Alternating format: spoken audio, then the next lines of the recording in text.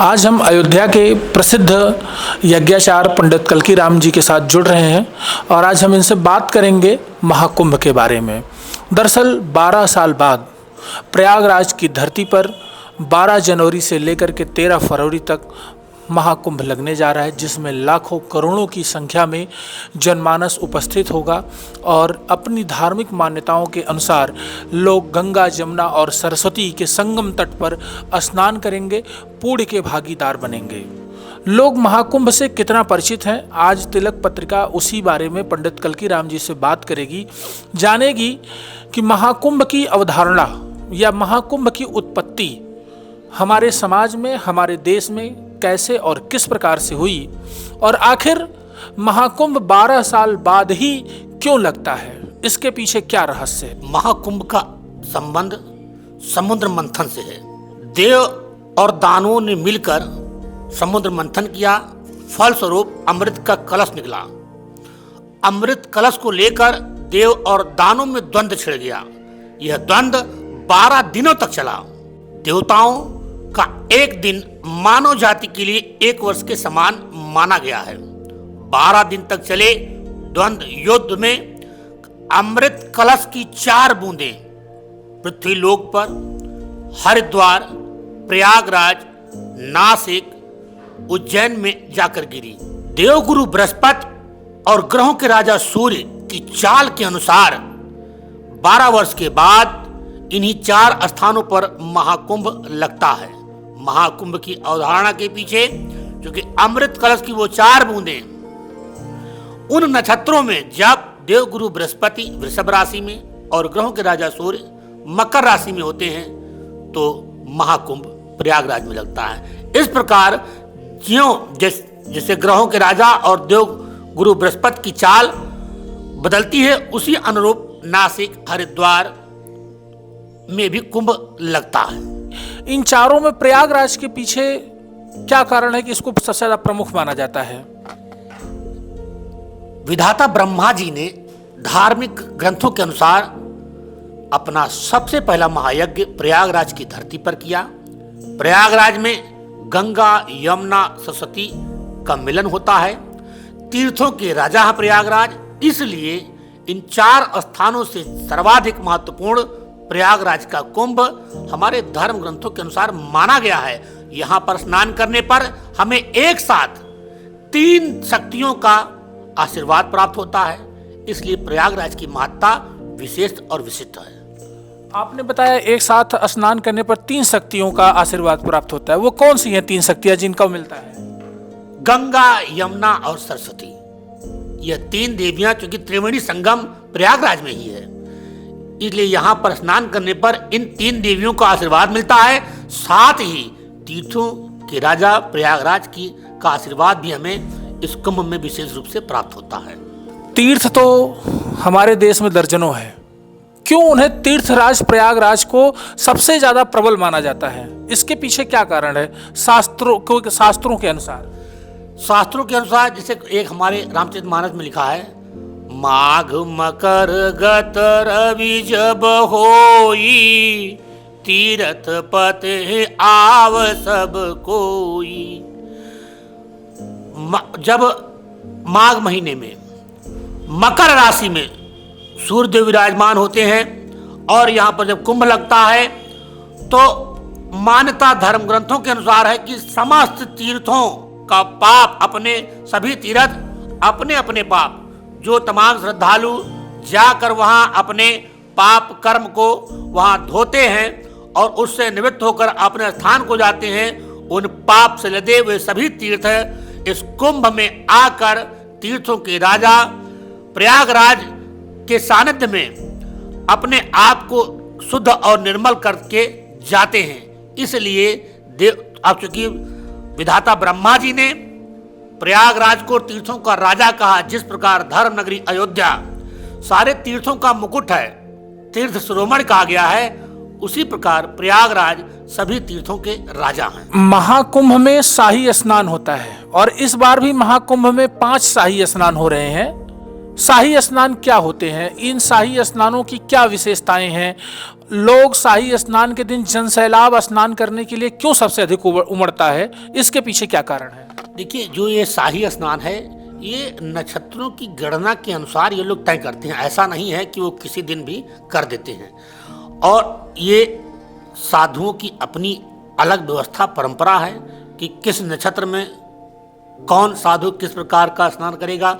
और चूंकि उनका पूरा समुदाय जो पूरे विश्व में फैला हुआ है, वो एकत्रित होता है, वही जनसैलाब, जैसे नागा साधु हैं, जूना अखाड़े के साधु हैं, पूरा जनसैलाब इकट्ठा होता है। उसे आप भीड़ कह सकते हैं या जनसैलाब भी कह सकते हैं। वो अपनी तिथियों के अनुसार उनका स्नान निर्धारित होता है और वो उसे अपनी पूरी परंपरा के साथ उसका निर्वहन करते हैं।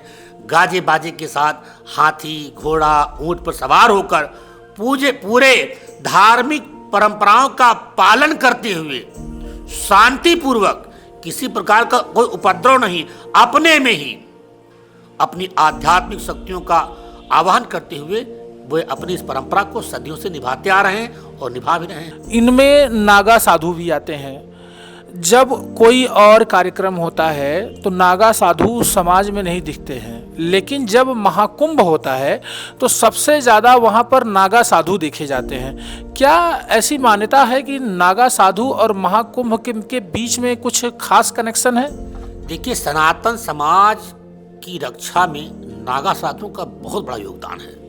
आप भारतीय इतिहास को देखिए, जब जब सनातन समाज को सुरक्षा की आवश्यकता हुई है, यह नागा साधु, जिनके पास अपना कुछ भी नहीं होता, वस्त्र भी इनका नहीं होता, उन्होंने असंख्य संख्या में अपने प्राणों की आहुति दी है। वे नागा साधु इस महाकुंभ की शोभा हैं। वे पूरे विश्व में फैले नागा साधु एकत्रित होकर, और जिस प्रकार उनका उपद्रवी स्वरूप है, भगवान शिव के प्रथम गण माने गए हैं। नागा साधु भगवान शिव के गण हैं।